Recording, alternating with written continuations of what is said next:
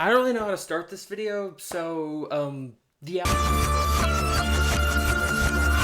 Now that this wonderful series, courtesy of Dana Terrace and her team, has long since concluded, I've decided that I want to rank all of its episodes. Well, kind of. I'm actually only going to be ranking the 40 episodes that comprise its first 2 seasons. And that's because of how incredibly different Season 3 feels when compared to the rest of the show. My favorite episode of The Owl House is really just Season 3 in its entirety. These 3 specials feel like one big movie to me, all working in tandem as one experience with very little separating them. The 3 acts of a single Owl House film. Trying to rank what I essentially see as 3 chunks of a film amongst the rest of these 22-minute episodes just didn't really feel right to me. So after ranking the main 40, I will also be including a section where I go over just how excellent Season 3 is. So without further ado, let's get into the ranking. Season 1, Episode 8, Once Upon a Swap. A simple disagreement between our 3 leads evolves into a complex situation wherein Ida, King, and Luz decide to walk in each other's shoes for a day, all with the help of some good old-fashioned body swapping. It's not as fun as my enthusiasm would imply. Very original take, I know, but there's good reason behind why this is pretty universally considered to be the show's weakest episode. It's got some pretty good jokes in the opening, and King's part of the story manages to be mostly entertaining, but Ida's plot is entirely boring and generic, Luz's plot intensely undermines Lilith's credibility as any sort of real threat, and the magic system in this episode feels super broken when put up against the rest of the series. There are so many different scenarios later on where this easy as hell body swapping could have fixed so many problems, but the writers have to act like this spell doesn't exist for the sake of telling the rest of the story as intended. It just feels like a massive oversight to me, and the body swapping itself comes across as incredibly lazy and very underused comedically. The side characters act as if they can't even hear what the protagonists are saying half the time, and this is more so just a personal gripe, but why can't body swap episodes just keep the voices and character designs the same? Switching their voices and faces has always felt really lazy to me. Wouldn't it be so much more interesting to see Ida's VA try to embody Luz, or Luz's VA try to embody King? You know, like that one Jumanji movie with The Rock and Jack Black? Do you remember that movie? Am I the only one that feels this way? Something like that may have saved this one from being so extremely mid. It honestly barely even feels canon. All hail your new teen king! Season 1, Episode 6, Hootie's Moving Hassle. When Luz, Willow, and Gus accidentally give life to the Owl House during a moonlight conjuring, the entity runs amok around Bonesborough. Meanwhile, Ida must negotiate with a fellow conman for the elixir that keeps her curse at bay. While I do love the Ghibli pun in the title, and the suggestion of a past between Willow and Amity is immediately intriguing, this episode really ain't all that interesting. The shenanigans with mobile home Hootie feel very standard, Ida's subplot introduces us to the worst character in the show, and this might be a super hot take, but I really don't like Gus in Season 1. He's just the most mundane character you could possibly imagine. Generic personality, generic character traits, very unfunny writing. Okay, he has one good line in this episode. Next to Ida, you're the most powerful witch I know. No offense, Gus. No, not at all. I know what I'm about. But overall, there's just nothing engaging about this character to me, at least not in the first season. He's much better later. Another pretty mid episode overall. What kind of game are you playing? Capitalism!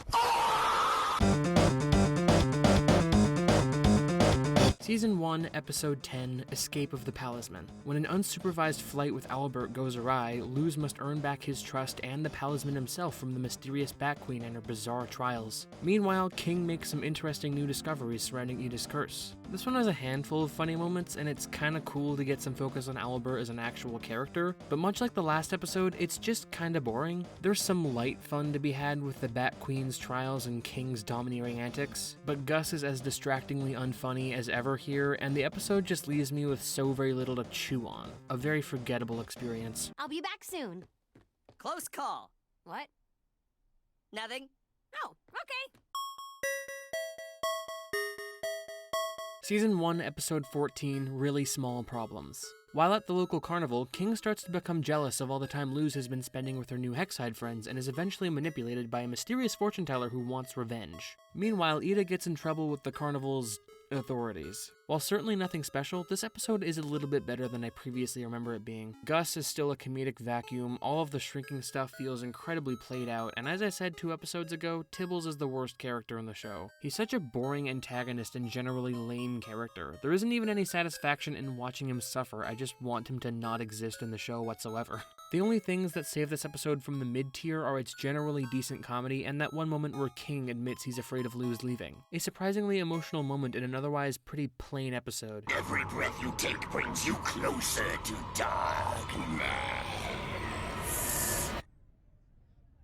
This guy's a riot. Season 1, Episode 3, I Was a Teenage Abomination. In response to dissatisfaction with Ida's teachings, Luz decides to sneak into a local magic school where she makes some new friends and some new enemies. Meanwhile, King trains a giant slug, I guess? I don't know, man. King's subplot in this episode is extremely forgettable and really only has one good joke. Baby boy! I have no son! But all the stuff at Hexside is pretty good. The episode serves as a very effective introduction for Willow, Gus is also there, and Amity Blight is such a delightful piece of shit here. Homegirl is hilarious in this episode, both through the lens of hindsight and just by how sheerly unhinged she is. I'm obviously thankful for the character she would later grow into, but I also kinda miss when she was just an asshole. Also, does Luz's abomination design bother anyone else? Why isn't she fully covered after so thoroughly submerging herself, and why does no one take notice of her obviously fleshy skin? Just a really strange visual choice. Decent episode, though. Aww, it's like mine, but much smaller and meaningless.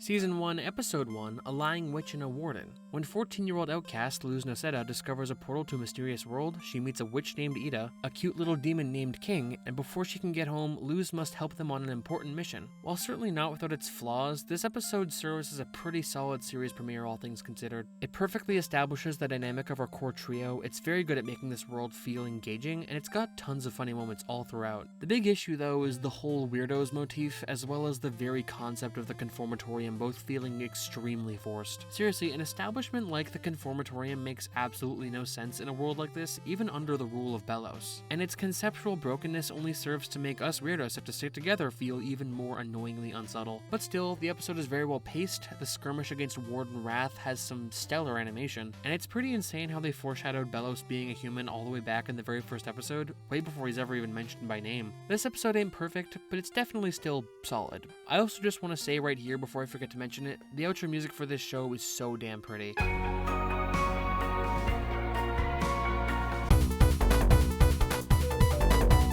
Season 1, Episode 9, Something Ventured, Something Framed. Feeling threatened by a new member in his Human Appreciation Society, Gus sneaks Luz the Human into Hexside in order to impress the club. Meanwhile, Ida negotiates with her old principal about getting Luz into school. The whole main conflict does feel sort of mundane, probably because Gus is still a pretty mundane character even though he's noticeably better here, but the worst part of this episode is easily Mytholomule. Another one of those characters who isn't even fun to hate, they're just plain annoying. But still, the detention room is a wonderfully horrific set piece, the B-plot with Ida is really damn fun, and the episode also contains one of the very best Hootie moments ever. Ah! I always forget you're there!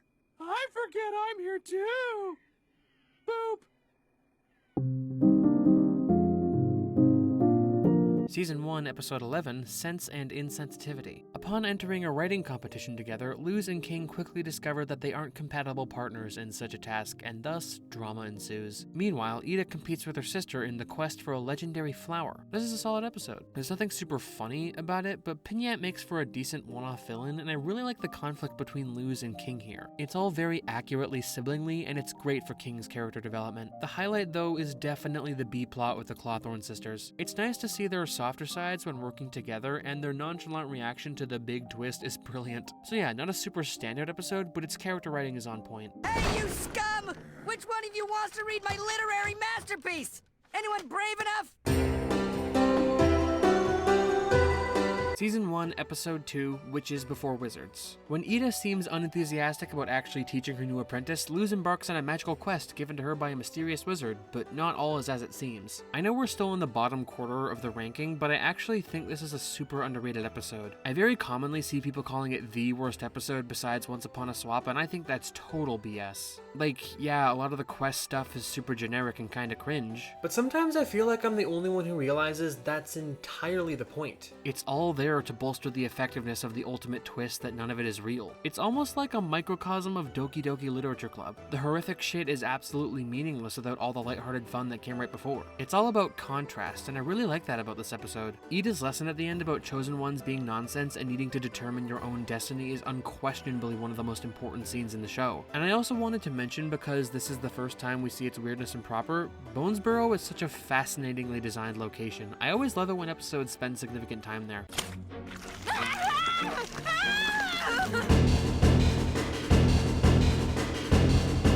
Season 1, Episode 4, The Intruder. Forced by acid rain to stay inside and desperate to learn her first spell, Luz, along with King, must defend the Owl House from a mysterious and dangerous creature who may not be as mysterious as they first think. I'll talk about it in slightly more depth later on, but I really like the allegorical significance of Ida's curse. Lines like "it's manageable" are very, very telling. But beyond that, we also get a nice little bit of development for King, some really sick animation on the Owl Beast, and this little moment with Luz. And I also want to point out how cool it is that Luz's first spell is literally Luz. It's a cute little detail. Wow. How is she doing that? I don't know, but she did it all on her own.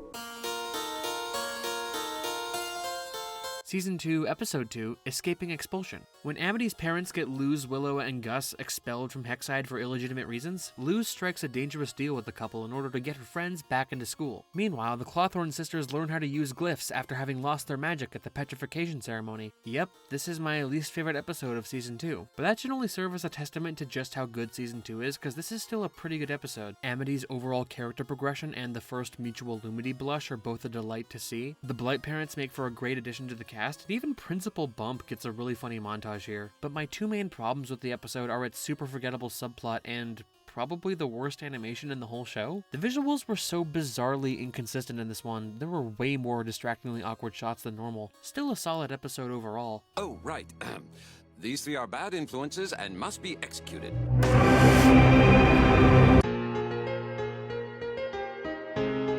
Season 1, Episode 19, Young Blood and Old Souls. With Ida captured and on the brink of public execution, Luz must embark on a daring mission to save her owl mom and confront the evil Emperor Belos. This ain't a perfect season finale, but it's still a very engaging climax for the show up to this point. Lily's redemption is definitely a little rushed, but it at least makes sense and does give us a lot more insight into her history with Ida. I also really love Luz in this episode. Everything she does here is perfectly emblematic of how far she's come as a character, and it's very satisfying to see. The highlight of the episode is easily Belos, though. This was such a fascinating first look at him. His design is cool, his voice is cool, the mystery surrounding him is cool, and his creepy-ass magic style leads to an incredibly well-animated action sequence. Again, not a spectacular finale, but still a really good one. In the meantime, the Day of Unity is almost upon us, and we have much work to do.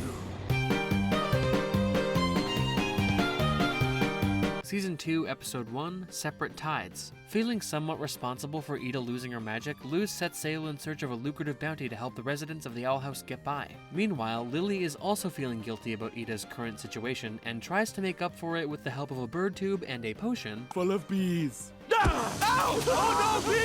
This was a pretty good start to Season 2. The Golden Guard is super funny here in his first appearance, as opposed to the devastating sadness he will later make us feel. Lilith and Hootie are an absolutely hilarious and wonderfully wholesome pairing that I never would have expected to work so well, and the emotional conflict between Luz and Ida here was incredibly compelling. So, unfortunately for you, my life is pretty great because I'm friends with Luz the human. That's one of my favorite moments over the course of their entire relationship. Also, this was the very first Owl House episode I ever got to experience on the day it came out, so it'll always hold a special place in my heart for that reason. But not special enough for it to make the top half of the list. Bye!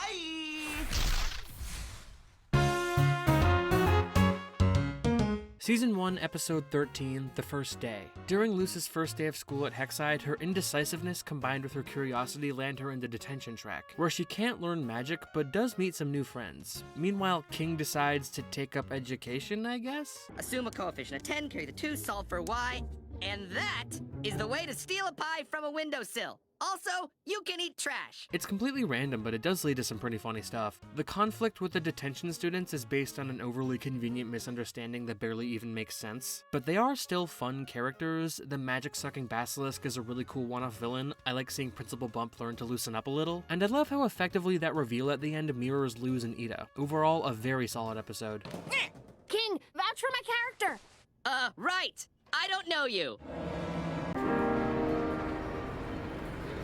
Season 2, Episode 5, Through the Looking Glass Ruins. While Gus is off trying to impress a bunch of quote-unquote cool kids from a rival high school, Luz enlists the help of Amity in order to track down the old diary of a mysterious human who once roamed the Boiling Isles. So this is kind of a weird episode, and I have a lot to say about it. These two plotlines feel almost entirely separate from each other, which in and of itself isn't super out of the ordinary given how the show tends to balance its A-plots and B-plots, but this is the only time in the show where I feel like the B-plot absolutely, objectively, unquestionably should have been the A-plot. The stuff with Gus still makes for a pretty good A-plot. We're at the point in the show where I do like him now, but all this super important Lumity and lore stuff really should not have been relegated to the B-plot. It absolutely needed more focus. So while this all makes for a pretty frustratingly imbalanced episode, the actual content of these two stories is quite good. It's fun seeing the Glandis kids put in their place through such harmlessly horrific means, and the Mytholomule redemption actually kinda works, much to my surprise. I don't ship this though, not in a million years.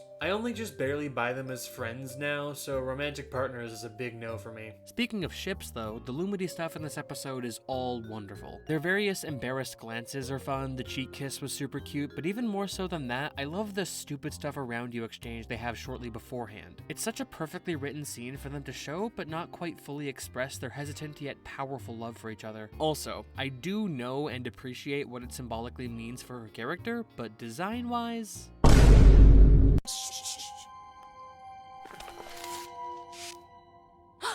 You little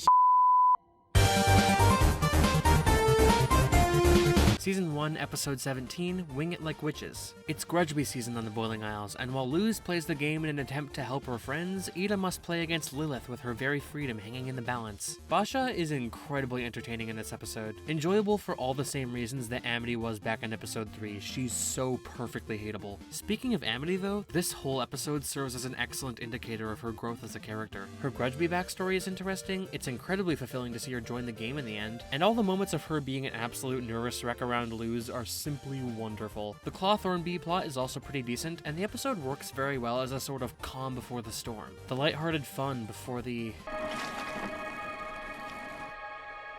Also, has anyone ever talked about how shockingly beautiful the score is during those Lumity scenes? Oh, Luz, you're here. I mean, obviously you're here, this is school, and you go here now, with, me.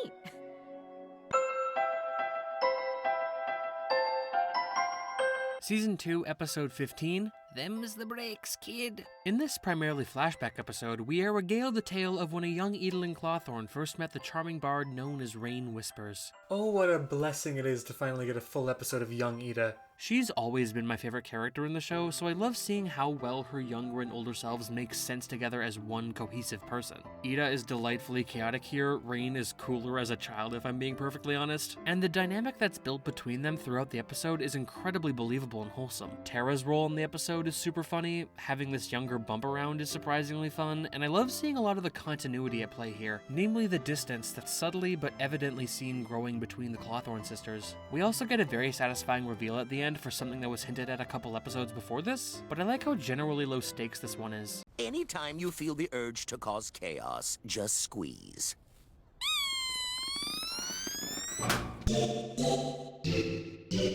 Season 2, Episode 12, Elsewhere and Elswen. Desperate for more information about Philip Widowbane and the creation of the portal doors, Luz and Lilith set off on a journey through time in order to find answers. Meanwhile, Ida struggles to reconnect with her father. Luz and Lilith make for a super entertaining pairing in this episode. There's lots of great comedy here, seeing Bonesborough in the Didwardian era is very cool, and the Philip is Belos reveal was really well done, even if most of us predicted it. His writhing, glyph-wretched arm has got to be one of the freakiest moments in the entire show, and Ida's conversation with her dad is definitely one of its most emotionally resonant.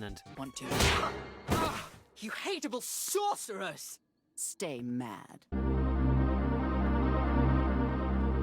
Season 2, Episode 11, Follies at the Coven Day Parade. Still reeling from her brief yet dramatic trip home, Luz embarks on a rescue mission during the annual Coven Day Parade in order to prove something to herself, but Ida's just there to help an old friend. This one doesn't feel particularly standout on the whole, but it's still great at progressing the story in an effective and satisfying way. The stuff with Ida and Rain in this episode is super emotionally compelling, especially with the hindsight that Rain isn't actually brainwashed here, just trying their best to act like they don't want to see Ida anymore when what they want more than than anything in the world is simply to protect her. We also have Luz's internal conflict, which serves as a perfect continuation of the previous episode. And this plot cemented Kikimora as another one of the show's most delightfully hateable characters. That stupid little gremlin almost made me care about her for a second there. Law is meaningless! Stealing is legal now! I am your god! Season 1, Episode 5, Convention. Eager to learn more about the wild world of the Boiling Isles at the annual convention, Luz instead finds herself embroiled in a conflict with the insufferable Amity Blight, all while Ida reunites with her estranged sister. In my opinion, this was the show's first real banger episode. Amity's first shreds of development are very well done, the boatload of world building that we're given is super cool and naturally exposited, and despite the fact that she would become a mostly underutilized joke of a threat for the rest of the season, Lily's setup as an antagonist with a softer side in this episode was incredibly engaging to watch. And the animation during her duel against Ida goes so insanely hard. Dope ass episode. I'm not a witch.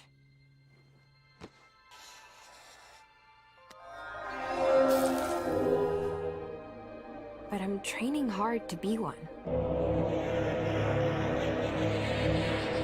Season 2, Episode 17, Edge of the World. After some devastating revelations during a trip into the Emperor's mind, Luz decides to help King uncover the truth of his father as a way of distracting herself, but little do they know that this journey of theirs will only lead to further heartbreak. Above all else, I love seeing how this episode deals with the immediate aftermath of Hollow Mind, which, spoilers, is one of my absolute favorite episodes. It's here where we are shown the true beginnings of Luz's arc through her destructively unhealthy amount of guilt. She is so damn broken up at the beginning of this episode, and it hurts to see. Ida ain't doing so hot either. Her tearful breakdown with Lilith due to the insurmountable threat that the Day of Unity poses is more vulnerability than we've pretty much ever seen from her. But as for King's story in this episode, Titan Trapper Island is a cool new location with some fun characters on it. The reveal surrounding King's father is devastating for the character, but awesome from a lore perspective, and the emotion that it all manages to bring out of him is very effectively done. The moral of the story is that everyone is sad in this episode, but I'm having a great time. Can't you tell by my face?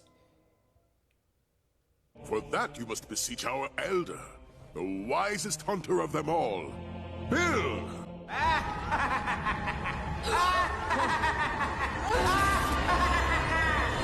Well. Aren't you a sight for sore eye? Season 2, Episode 6, Hunting Palisman. It's Palisman pairing day at Hexside, but when Luz can't quite make a connection with a Palisman of her own, she instead finds herself on an unexpected journey with the mysterious Golden Guard. This episode is a perfect, proper introduction for Hunter. It very effectively sets up his personality, his repressed curiosity, his very unique dynamic with Luz, and also his unfortunate trauma. The actual plot of hunting the Palisman here isn't particularly interesting, but this is an episode very obviously carried by its excellent characters, so I don't really mind. Luz is particularly delightful to watch throughout this one. Truce! Too slow. Not much else to say, honestly. Just a really solid character introduction for one of the show's best characters.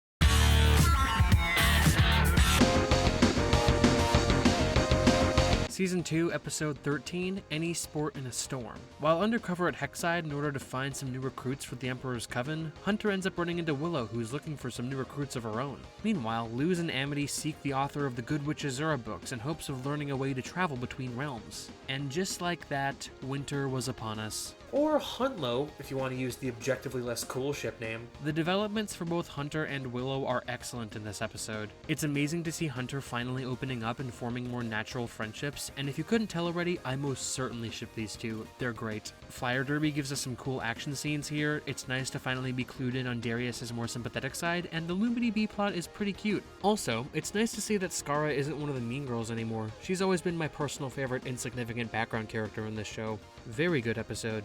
Tanella Nosa? She's had a name this whole time? Season 1, Episode 7, Lost in Language. While on an errand at the local library, Luz meets the pranksters known as the Blight Twins, and also starts to learn more about their younger sister Amity. Meanwhile, Ida babysits bat children, I guess. Yeah, the B plot is completely forgettable here, but everything going on in the A plot more than makes up for it. This episode has tons of great comedy, a really cool plot device with the Wailing Star, and of course some amazing development between Luz and Amity. Neither of them are actually crushing quite yet, but it's very satisfying to see them make peace and kind of become friends here. Also, Ed and Em are kinda awful in this episode. They're just harmless tricksters for most of the rest of the show, but here in their first appearance, they're alarmingly cruel to their sister. To be fair, one of the later episodes does kind of acknowledge how messed up their actions were here, but it still feels super out of character for them. Either way, this is a fantastic episode, and it has one of the funniest endings in the whole show. Hey, you wanna hear about my night? No! That's not a thing anyone ever wants! Season 2, Episode 7, Ida's Requiem. While Luz is off participating in a magic staff race at Hexside, Ida comes face to face with her old flame who wants help in their rebellion against the Emperor. Being perfectly honest here, I'm kinda mixed on Rain's introduction in this episode. I love their dynamic with Ida and all of the implied history between the two, but there are other aspects of the character where my only thought ends up being... Yeah, I don't buy it. For one, their position of power feels completely unbelievable to me. With them being such a nervous wreck and such an amateurishly obvious rebel, I don't believe their status as a Coven head for even a second. Much of the way they're written here feels like setup for a reluctant twist villain meant to trap Ida, so the fact that their intentions are ultimately pure just made the whole thing feel awkward to me. There's also the fact that this is such a lame portrayal of quote-unquote social anxiety. Rain's apparent awkwardness in this episode has always felt incredibly inauthentic to me. Bocchi the Rock, this is not. Now, I know that's an awful lot of complaining for such a highly ranked episode, but all of that was really just nitpicking. Rain's political position and social anxiety are not the focus of this episode. The most important thing here is their relationship with Ida, and as I implied before, this episode is masterful at making you genuinely care about it. And there's a lot more to like about the episode as well. Ida's internal conflict all throughout is extremely compelling, the adoption of King at the end is a really adorable moment, and the Requiem itself, for which the episode is named, is undoubtedly one of the most stunning scenes in the entire series. In spite of my issues surrounding the specifics of Rain's character, this is still an excellent episode. All right, you asked for this.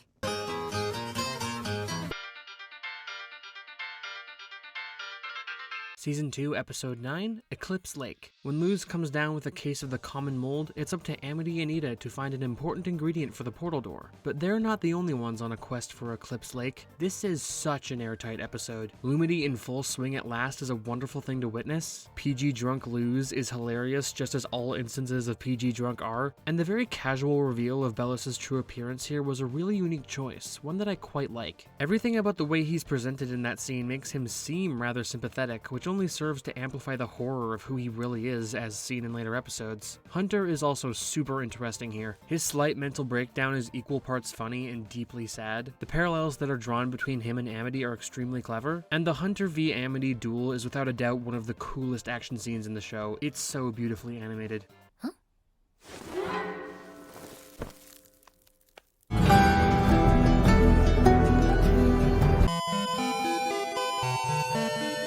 Season 2, Episode 4, Keeping Up Appearances. Ida receives an unwelcome visit from her overbearing mother, who, against her wishes, still wants to find a cure for Ida's curse. Meanwhile, Lilith and King wallow together in sorrow due to their shared parental issues. This is such an underrated and overhated episode. I weirdly see a lot of disdain for it, and I've never understood why. I see it as being a vitally important moment for the entire Clothorn crew. Gwendolyn is a really fun new character, and she goes through a great arc in this episode. The way in which she's being deceived by all this pseudoscience magic feels very uncomfortably true to life with what often happens to many of the less internet-savvy people in our world, and seeing her discover that it's all BS and completely rejecting it by the end was incredibly satisfying. Also, Wartlop. I see what you did there. The agony of Lilith and King and Hootie's resulting concern for them was very consistently funny, and lots of the curse visuals here were beautifully terrifying. But what makes this episode so special in my eyes is its ending. The dramatic reconciliation between Gwendolyn and her daughters was so perfectly done. Familial relationships are always what make me the most emotional when it comes to fiction, so yeah, this episode slaps actually. Mother visits Edelin regularly?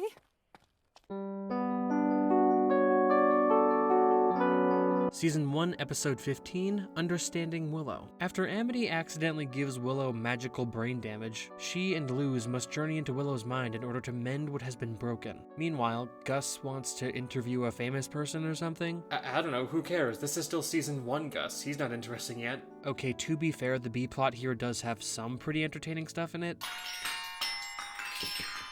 But the A-plot's journey into the mindscape is infinitely more compelling. The Proto-Lumity stuff is as fun as ever, learning about what happened between Willow and Amity was super sad and interesting, and I love all the imagery and dialogue that we get from the inner Willow. It feels very raw, I guess. I used to be a being made of all emotions, but ever since you set Willow's mind on fire, all I can feel is anger.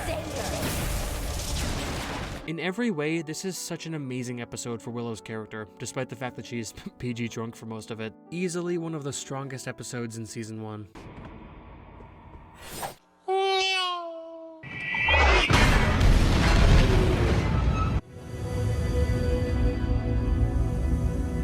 Season 2, Episode 19, O Titan, Where Art Thou? Luz and Ida grapple with their disagreements on what to do about the upcoming Day of Unity, all while King goes soul-searching with a new friend in order to process the shock of his true identity. I love the slow and subtle way in which King comes to terms with who he is. I love the fact that they actually made Steve a genuinely important character, and I was on the edge of my seat for all the conflict that happens between Luz and Ida here. Theirs has always been my favorite relationship in the whole show, so to see them embroiled in such a combative disagreement where you can perfectly understand and empathize with both sides is truly heartbreaking to watch. So thank the maker that it all comes to a satisfying resolution. I love all the parallels that are drawn at the end here between Ida and Rain, and then Ida and Luz. All about helping each other and protecting each other. Excellent episode. Hey girl, I've been there. I can recommend a good therapist. He's tricking you!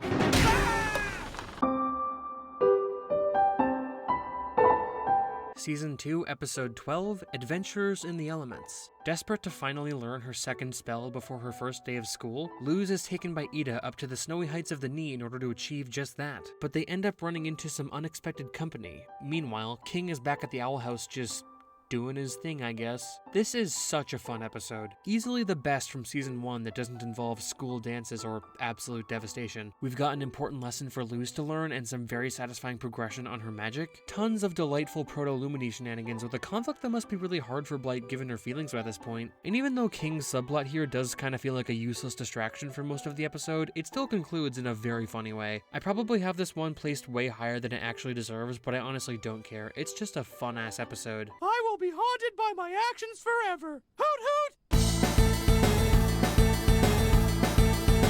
Season 2, Episode 8, Labyrinth Runners. The eccentric head of the Illusionist Coven has come to Hexside in order to brand everyone with Coven sigils in preparation for the Day of Unity, but Gus, Hunter, Willow, Amity, and all the rest of Hexside are determined to stop him. It's not like it's a secret or anything, but I feel like I never hear anyone talk about the fact that this is the one and only episode of the Owl House that is completely loseless. All that we see from her here is a wanted poster and some Polaroids. That's it. I think it's incredibly impressive that the show can still be so excellent in the complete absence of its protagonists, in the absence of any of its core trio for that matter. Also, we're finally at the point in the show where Mr. Augustus Porter is just as interesting as everyone else, and it's wonderful to see. Learning more about his past and his psychology through this involuntary mass illusion that represents his self-loathing is just so damn cool on so many levels. The friendship that forms between him and Hunter is one of my favorite dynamics in the series. The Willow and Amity mini arc is pretty nice, and the action scene between the Coven Scouts and all of Hexside goes really hard for some reason. Probably the best action scene in the show that doesn't use any of that hyper-fluid animation. Banger episode. Now, how did that breathing thing go again?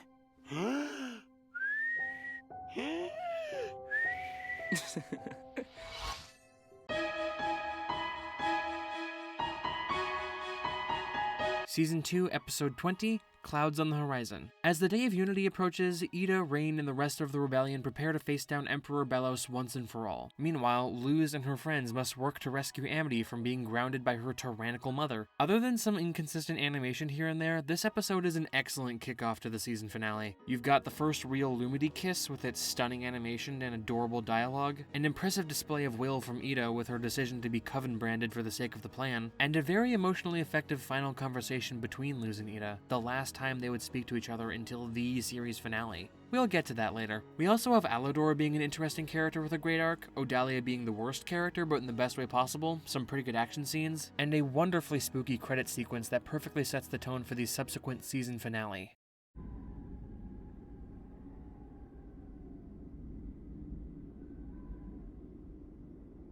Crikey, yeah, crikey, yeah, crikey. Season 2, Episode 3, Echoes of the Past. King's delusions of grandeur lead Luz, Lilith, and Hooty to discover a dangerous new island that might actually contain the answers about who or what King really is. This is an incredibly well done episode. We're given tons of interesting lore about King's potential origins, a very revealing yet adorable flashback about Ida's first encounter with him, and some of the funniest Hooty moments ever. But most importantly, an absolutely devastating emotional low for King's character. His identity crisis here is so heartbreaking to watch, and seeing him come to accept this new understanding of himself with the help and comfort of his real family was just as powerful. Easily one of the most emotionally moving episodes in the whole show. I love it. Porta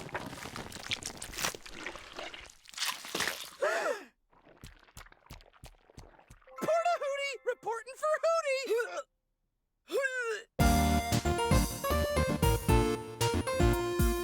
Season 1, Episode 16, Enchanting Gromfright. Luz experiences her first Grom, Hexide's version of Prom, and it's a lot more combat heavy than she was expecting. Meanwhile, King, Ida, and Amity are all dealing with their own separate anxieties: stage fright, protective instinct, and young love. This is arguably the most iconic episode of the entire show, and for good reason. For one, it's very, very funny. It contains what are, in my opinion, probably the top 2 funniest moments in the entire show, one of which will be played at the end of this segment, and the other of which I'll talk about later. But beyond that, we've also got tons of adorable proto-Lumity moments, one of the most visually satisfying animated sequences I've ever seen on television, and an incredibly interesting core threat in Grometheus, who serves as a brilliant tool both for exploring Amity's insecurities about Luz and Luz's insecurities about her mother. There was obviously a ton of Lumity build-up before this, but this episode will always be remembered as the first time where we all truly realized, oh yeah, it's all coming together.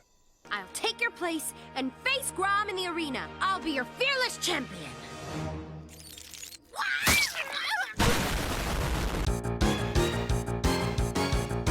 Season 2, Episode 8, Knock Knock Knocking on Hooty's Door. Ida is stressed about whatever the hell Emperor Belos is going to do next. King is stressed about why the hell his dad left him alone. Luz is stressed about how the hell she's gonna confess her love to Amity, and Hooty is the only one who can help them overcome their problems. I find it so immensely funny how this episode completely blindsided each and every one of us. We all saw the title and just assumed it would be a cute filler episode about the show's primary comedic relief, but then the episode actually came out and we all lost our ever-loving minds at the insane shit that went down. It's also kind of crazy to think about how this absolute masterpiece of an episode has the exact same structure as the show's weakest, Once Upon a Swap. An opening that quickly introduces us to all the main conflicts, a sequentially split plot focus for each of our 3 protagonists and their given conflicts, and an ending that wraps it all together as the 3 plotlines finally reconvene. Weird, huh?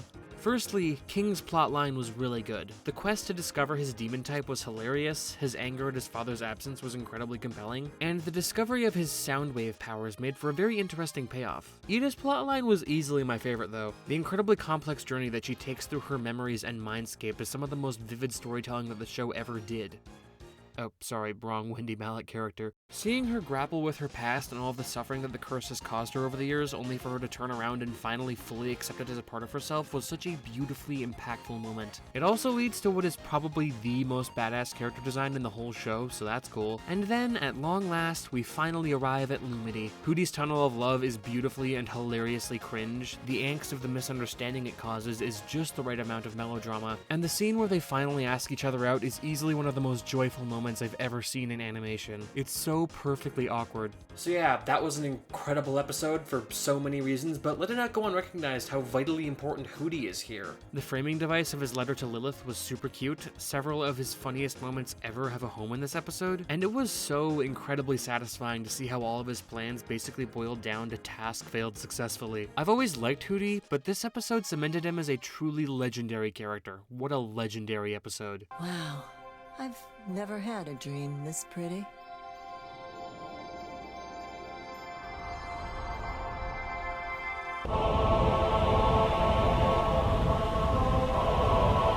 Season 2, Episode 21, King's Tide. The Day of Unity is finally upon us, and as Ida and the cats work to sabotage the unification ceremony from the inside, Luz sets off to confront Belos directly as her friends follow close behind. This was an excellent season finale. There is so much to talk about here. The opening where Willow successfully calms everyone's nerves was super wholesome, Ida's infiltration of the unification ceremony was consistently super tense, and the initial duel between Luz and Belos was really engaging and came to an incredibly clever solution on Luz's end. The subsequent battle with all the kids against Belos was super cool, that brief moment where he tries to appeal to Hunter was genuinely distressing, and the reveal of the Collector's true form was tons of fun. His theme is perfectly wacky while still being kinda threatening, him going all One Punch Man on Belos was equal parts hilarious and shocking, and I just love his general personality and how unnervingly powerful he is. And then we come to that absolutely heartbreaking ending. King's parting words to Luz were really damn sad, and the grim atmosphere of that final scene on Earth was just perfect.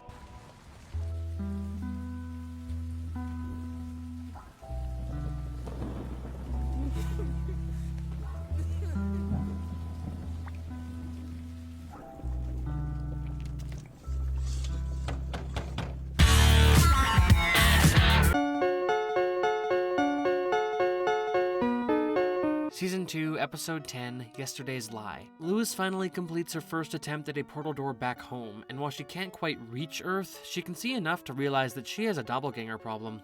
You!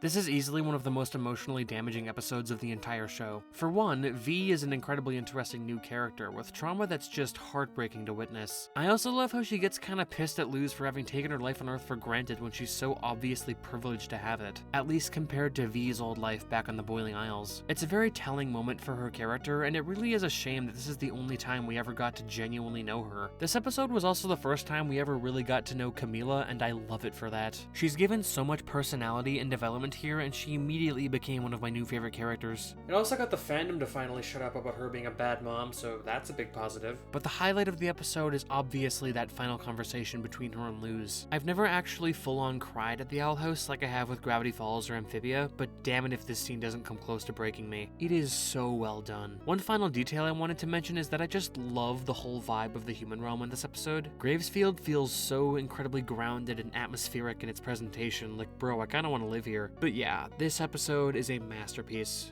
Okay, Mom. I promise.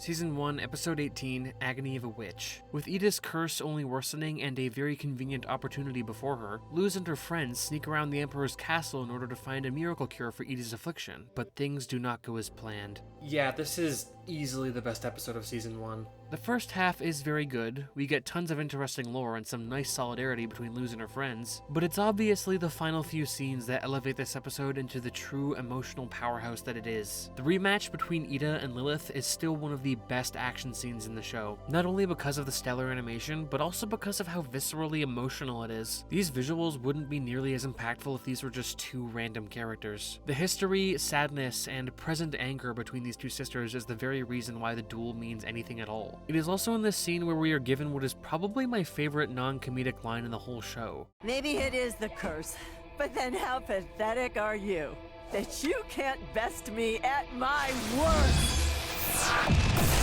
At the very least, it's a contender. Ida's final words to Luz before the curse consumes her are beyond heartbreaking, but even more devastating than that is the final shot in the doorway. Another scene in the show that brings me nearly to tears.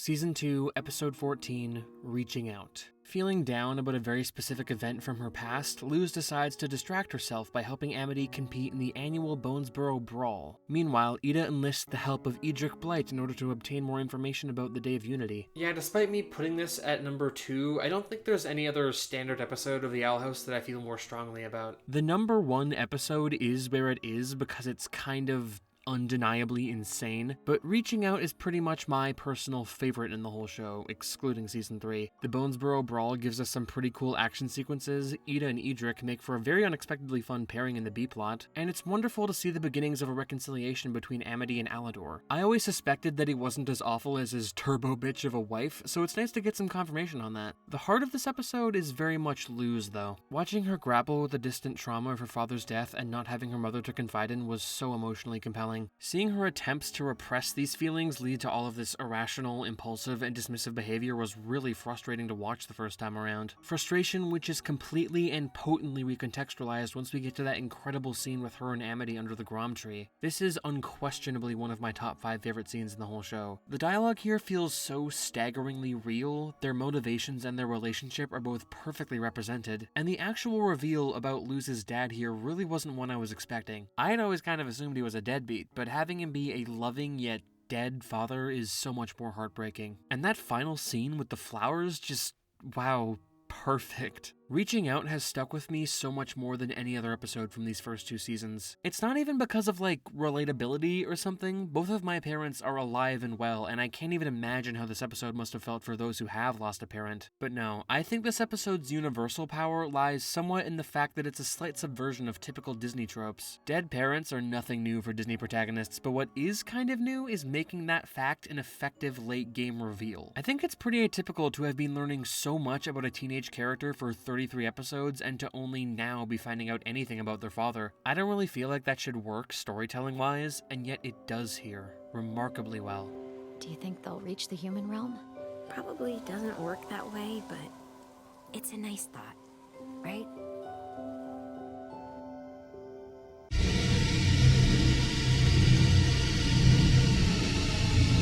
Season 2, Episode 16, Hollow Mind. When a chance encounter and a botched spell land Luz and Hunter inside the mindscape of Emperor Belos, the unlikely duo slowly uncover the truth about everything. Yeah, this episode is wild. It's filled to the brim with so many genuinely horrifying yet incredibly satisfying revelations about the true nature of Belos and his history on the Isles. First of all, I love the story that's told through all of the background paintings in his mind. A childhood with his brother where they were raised to hate witches, discovering the Isles and corrupting himself through the abuse of Titan magic, murdering his brother upon seeing him fall in love with a witch from the Isles, and ultimately becoming so determined to eradicate witchkind that he's willing to legitimately mutilate himself. It is a dark and deeply tragic tale. I obviously wish that it could have been given a dedicated episode, but it's still an excellent backstory for this amazing villain. Not one that makes him at all sympathetic, but one that definitely makes him make sense and makes his awfulness fully three-dimensional. All of that incredible content, and I've literally only talked about the background so far. The actual events of this episode are much more about Hunter and his complete mental breakdown as he learns more and more about all the awful things Belos has done. Seeing him, well, shatter at the realization that his lifelong father figure never cared about him beyond using him as a pawn was harrowing to watch. And that final scene where he's having a full-blown heart attack was beyond... heart attack. And that... And that final scene where he's having a full-blown panic attack was beyond heartbreaking. Luz ain't doing so hot either. The weight of the realization that she accidentally aided Belos in his rise to power absolutely destroys her, and sends her on a downward spiral of guilt and self-hatred that she would not be able to kick until literally meeting God. We will get to that later. And even beyond all of the brilliantly devastating character writing here, this episode is just so beautifully realized and well put together. The atmosphere is on point, the flow of information is perfectly paced, and many of the show's most terrifying visuals ever have a home in this episode. The littered bones of former Golden Guards, the victims of the sigil experiments glowing as they fall to the ground dead.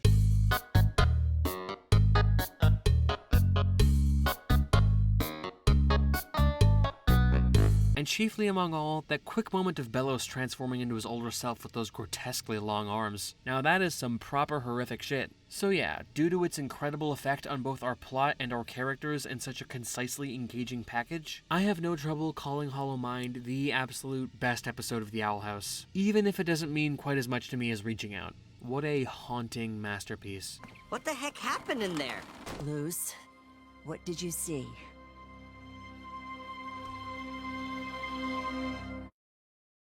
So there you have it. There's my ranking of every episode in the first 2 seasons of The Owl House. I already explained why I'll be talking about Season 3 separately, so I won't go over that again, but I just wanted to include a little bit of a divider section so that I can say a few things before getting into the series finale. For one, I'd love to hear about all your favorite and least favorite episodes in the comments. Even if you want to go and rank all 40 episodes yourself, I'd love to hear it. I will read it.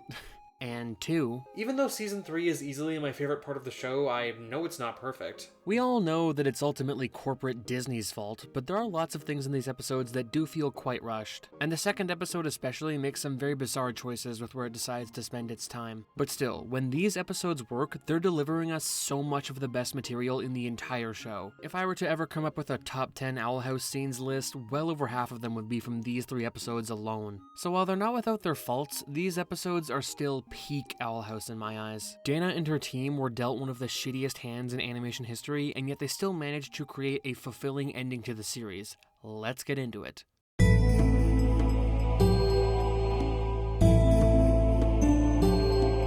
Luz and her friends are back in the human realm, and for the time being, trapped there. The witches all manage to look on the bright side of things, and Hunter specifically is absolutely thriving, but Luz feels the worst she's ever felt. She blames herself for everything and has been running herself ragged in an attempt to create a portal back to the demon realm. But things are about to get a whole lot more intense when Halloween night brings along with it an unwelcome reunion. Yeah, do y'all ever think about that? This is technically the Owl House Halloween episode. It obviously has some far bigger fish to fry when compared to proper Halloween episodes like Summerween or The Shut-In, but I still think it has a lot to offer as a Halloween episode. The autumn atmosphere is incredibly vivid, the cosplays are all super fun. The Wittebane backstory via the haunted hayride was enjoyably spooky, and Belos himself reaches some truly new heights of horrific here. The disgusting implication that he's now composed of ravaged animal flesh, the way he stalks Hunter like it's a proper horror movie, and then you have all the frightening imagery of possessed Hunter, which can basically be boiled down to body horror for kids. Also, his name is Filter. No, I do not accept criticism. The best part of this episode is how intricately written all of its relationships feel. There are so many pairings here that get some really enjoyable and or really emotional moments. For one, there's some lovely winter stuff. That little haircut scene and Willow's enthusiasm over Hunter's cosplay were both adorable, and I liked how she was the most attentive one when Hunter was unconscious. Hunter and Luz also have a really strong dynamic here. Their solidarity in overthinking the social consequences of their secrets was very compelling, but even more so than that, the warmth of their sibling-ish dynamic really hits home here, especially in that amazing basement scene. The Gus-Willow friendship, which has sometimes felt sort of obligatory to me, comes across as incredibly authentic here, with them always getting excited about things together. And the Gus-Hunter friendship is also very well done. I love how naturally they confide in each other, I love their bond over not Star Trek, and it's a cool detail that you can tell Gus already knew about Hunter's true origins, but decided not to pester him about it. That was really sweet of him. I'm so glad this character is good now. Side note, I like how the Owl House Season 3 has a bunch of Star Trek references, whereas Amphibia Season 3 has a bunch of Star Wars ones. Just another bit of fun dichotomy between these sister series. Speaking of Trekkies, Camila is such an amazing character here. Her nightmare near the beginning is incredibly revealing and tragic, while also establishing a far stronger kinship between her and Luz. Camila comforting her daughter through her late-night trauma dump was a really nice scene, and I love her interactions with all of Luz's friends. But my favorite scene with her in this episode, as well as genuinely my #1 favorite scene in the entire show, is Camila looking through Luz's computer diary. Just the line... I think this might be the worst week ever. Is such a brilliantly devastating piece of dialogue. It's the kind of thing that would sound super melodramatic from an adult character or even from the show's main cast of teenagers, but using such simple and blunt vocabulary as a way to show this small child processing her father's death is perfect. It's like the lyrics of Daddy by Coldplay. And the fact that it was her father who first introduced her to the Azura books, bringing his daughter an incredible sense of comfort from beyond the grave. I loved it so much! That is what finally got me to cry at this show. It didn't when it first aired, but it did just now on my most recent rewatch before writing this segment. I cannot sing the praises of this scene enough. Also, I'll talk more about this in the next episode, but Luz's newest computer diary entry is so neurodivergently relatable. I don't really relate to Luz for the most part, probably because she's canonically ADHD, whereas I am canonically autistic. But this is definitely one of those moments where I can see myself in her. A few more assorted thoughts before we move on to the next 4th episode. The montages are all really fun, especially that first one which shows us what Season 3 could have been. Willow's Polaroids and the art in the end credits are also super fun for that same reason. I love all the new character designs as well, most specifically self-actualized V, goth-ish Amity, and that brief but glorious glimpse into Trucker Luz. You literally charge Amazon $3.50.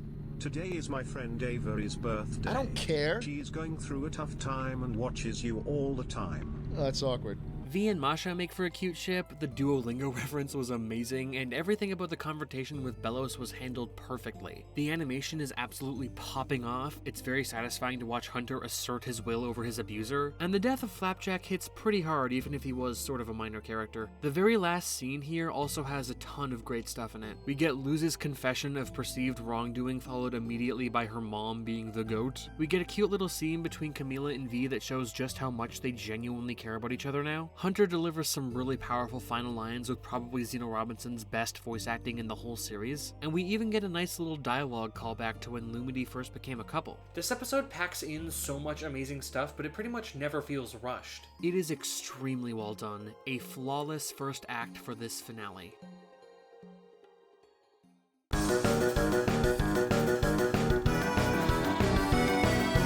The gang is finally back in the good old demon realm, but all is still far from well. The Collector has made a real mess of things and poses an incredible threat. Belos is still on the loose and poses a potentially even greater threat. And everyone's emotions are running really high as they reunite with some old friends and some old enemies at Hexside School for Magic and Demonics. So let's get that one big problem out of the way first. The whole Hex side of the story here feels really out of place. I don't think any of it is bad in and of itself, but it kind of feels like a waste of time in the midst of such a high-stakes finale. I'm not saying it was an inherently bad idea to include all these Hexside characters in the story. It'd actually be super weird if they were absent completely, but they really don't do a good job at making this whole subplot feel relevant. It feels almost completely separate from the actually important stuff going on, and the writers really should have found a way to meaningfully incorporate these characters into the actual struggle against Belos and the Collector.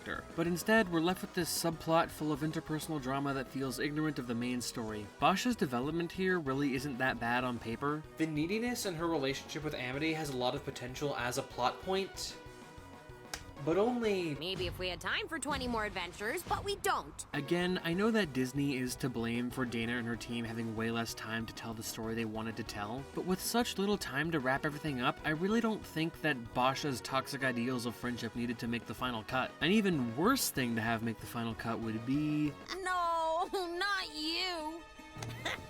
Long time no see, human. I love this joke, but only because it's so incredibly accurate to how me and many others felt about this reveal. Because honestly, who gives a shit about what Kikimora is doing when we have all this other stuff that's infinitely more interesting and important than her pathetic power trip? So yeah, most of the problems in these episodes can be blamed solely on Disney for severely kneecapping the show, but this Hexside stuff feels more like the fault of the creators, who chose poorly on where to divide their time in response to the shortening. It certainly doesn't ruin anything, but it does waste time that could have been spent on far more significant story elements. Speaking of significant story elements though, let's talk about all the awesome stuff in this episode, because there is still a ton of it. For one, this episode really solidified the Collector as being an incredibly good character. He's really funny, his magic looks awesome, and I know this part is technically from the next episode, but I want to talk about it now. His backstory of having been deceived by his siblings, the Archivists, is a fascinating one. It makes the world of the show feel so much bigger by giving us a glimpse into the cosmic, and it also really humanizes the Collector as never really having been a bad person, just a kid who wants to make friends and enjoy himself, but who was never quite given a proper moral compass. It's really cool that King can actually see this humanity within the Collector and wants to reason with him. He legitimately cares for the kid and wants to find a solution to his chaos that doesn't hurt him. It's such a perfect destination for King's character arc. This child who at the beginning of the show was constantly trying to live out a false power fantasy now needs to look after and bond with another child who has the power to do absolutely anything they want. King back in early season 1 would have been an awful influence on the Collector. I want you to go over there and blow him up!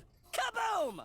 Kaboom! But now he's the only one keeping him from doing even more awful things. That's brilliant. I also really like what they do with Belos in this episode. The ghosts of Caleb and his clones tormenting him was an awesome inclusion. His further manipulations of the Collector were perfectly frustrating, and him taking possession of Rain was such a cool idea. Rain's voice actor embodies the energy of Belos flawlessly. See?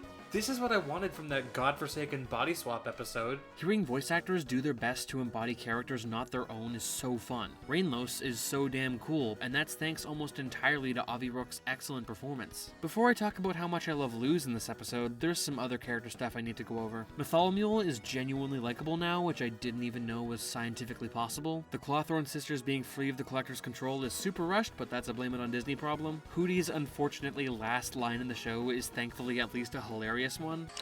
Sequestered in a darkness like unto death, the dulcet tones of an angel wakes me. And everything they did with Willow in this episode was absolutely fantastic. Her constantly mounting stress as a result of putting the weight of everyone else's happiness on her shoulders at the expense of her own happiness was very emotionally engaging and well presented. And Hunter finally being the one to help her release all of this pent-up emotion was perfect for both of their characters. This is such a nice ship. In the previous episode, I alluded to the neurodivergent significance of Luz's character. As I also said there, I've never found her to be particularly relatable. We're different flavors of neurodivergent after all, so it only makes sense. However, there's one pivotally important scene in this episode that I feel like pretty much the entire neurodivergent community can relate to. The ultimate culmination of Luz's character arc. Right before this, we have Camila talking to her daughter about the importance of learning from our mistakes and moving on to make better choices. Her lament over having unintentionally repressed her daughter's uniqueness in a misguided attempt to protect her nearly brought me to tears on this rewatch. And Luz's response to this is easily one of the best moments in the entire show.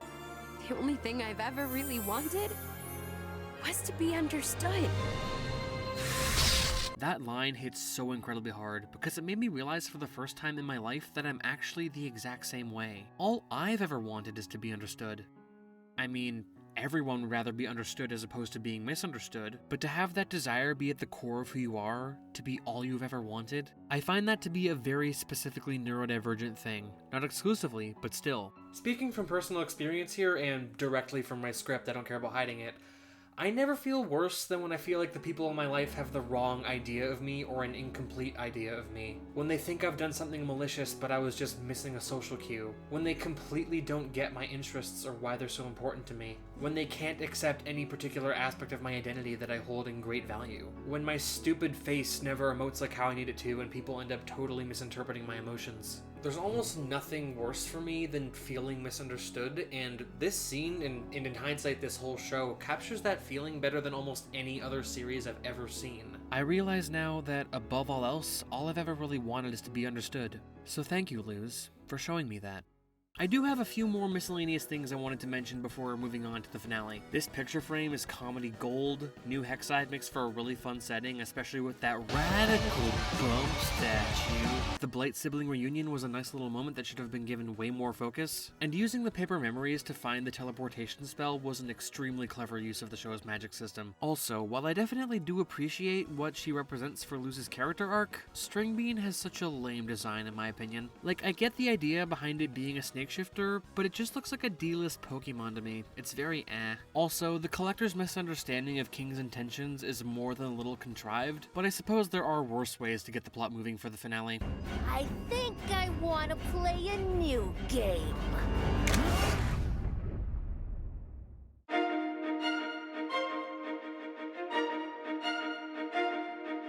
Finally reunited with her found family but separated from all of her other friends, Luz, along with Ida and King, must figure out a way to negotiate with the Collector, defeat the monstrous Emperor Belos, and save the Boiling Isles once and for all. There is so much to talk about over the course of this absolutely spectacular 55-minute finale that it's almost a little overwhelming. The Collector-induced nightmares were a really cool way to open up the episode. Luz's falsely grieved friends were all really well acted and served as an excellent illustration of just how much she's been beating herself up over the past few months. Also, the fact that she's only able to see through the illusion after noticing a tiny little grammatical error was hilarious. During my first viewing, I actually had the thought that sentence didn't really sound right, so it was a very immediately gratifying moment for me. Amity and the others knowing exactly how to break free from the Collector's control is kind of a massive plot hole, but that's absolutely another blame it on Disney problem. And it leads directly into a very well done reunion for our core trio, so I can't complain too much. The Collector also continues to be an excellent character here. His space cube looks badass, his game montage was really fun, and I love how they ultimately resolve his arc.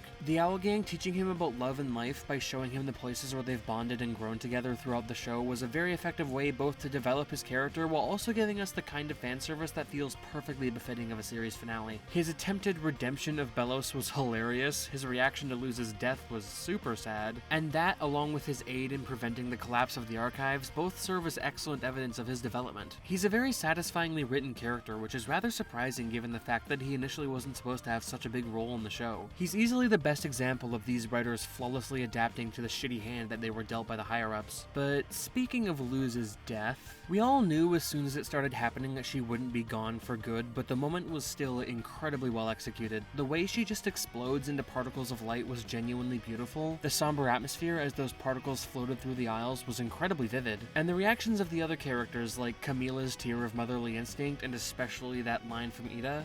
Back up, kid. I don't think I can control myself right now.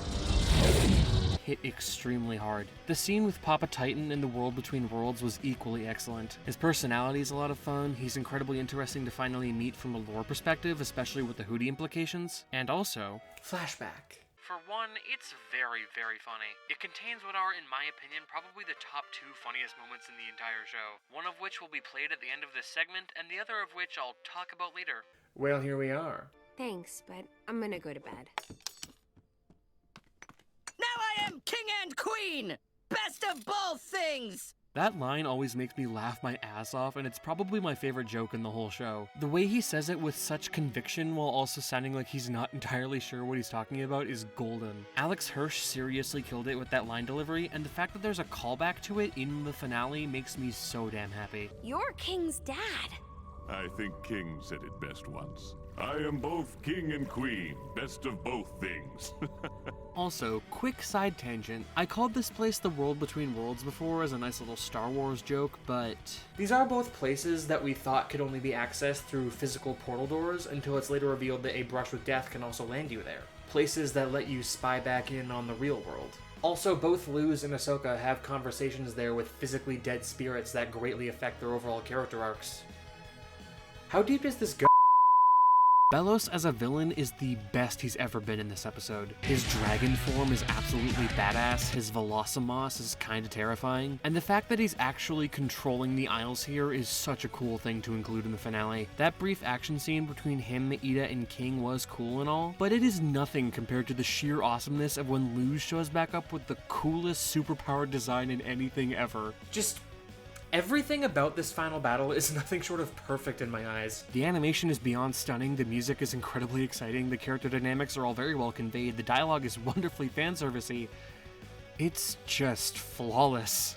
Belos' pathetic final attempt at deception and subsequent curb stomping were also pretty great. Making the death of such a vile man into a joke was absolutely brilliant. It's just what that piece of shit deserves. It's right about here where I'd actually like to talk about the various similarities between this series finale and the Amphibia series finale. Neither show ripped the other off, obviously, that's not how this works, but I still think their similarities are worth talking about because even though Amphibia is my personal favorite of the two, the Owl House definitely handles these elements better by making them feel more naturally integrated into previous events and also by shuffling up their order a bit. Anne was given a sudden Ex Machina superpower that didn't really have any build-up and subsequently dies using that power to defeat the villain, only to then be resurrected by a new character whose existence was barely even implied beforehand. Now, I'm fine with this, it still leads to a more than satisfying ending, but these are undeniably pretty big plot contrivances. Watching and Dreaming does things better by making Luz's resurrection and Ex Machina powers one and the same, and also by having it all come from a pre-established source. The Titan has been held up as pretty much God throughout the entire series, and is also familially connected to one of our core characters. For those reasons, this just feels a lot more believable and narratively satisfying than its amphibian counterpart. I still really enjoy that scene with God of the Multiverse Domino 3, but it feels incredibly out of nowhere, whereas the scene with Papa Titan feels like a natural payoff for something that's been built up since basically the very beginning. The Owl House also gets points for understanding that less is more. That scene in The Hardest Thing has some really confusing dialogue that sparked months of debate as to whether or not Anne is even the same person anymore, which was quite the headache. But the Owl House just says, Luz is back because Papa Titan is God. That's it. And boom, no debates as to whether or not Luz is now a clone with a different soul or any of that BS. It works better because they didn't really try to explain it. Finally starting to wrap things up here, let's talk about that epilogue. We all obviously wish that this stuff could have been a lot more fleshed out, that all of these time-skipped characters could have been given more actual dialogue together, and that some of these interesting story concepts could have been given more time and development. But taking into account the absurd constraints forced upon them by corporate Disney, they absolutely did the best they could with the limited time they were given. The only exclusions that I'm genuinely salty about are the lack of any Hootie lines and the fact that Ida and Camila don't share any dialogue together. Yeah, that one stings. For sure. I mean, Lilith got lines with her. But still, this epilogue montage is such a wonderful sequence, even in the absence of dialogue. The aged-up designs are all wonderful, especially these. Those brief glimpses into their future life paths feel perfect for each and every character, and the music here is the best it's ever been across the entire series. Luz's belated quinceañera was a nice little scene to get in a few more interactions between all of these amazing characters, and that final shot was a perfect little bit of fan service. What a finale.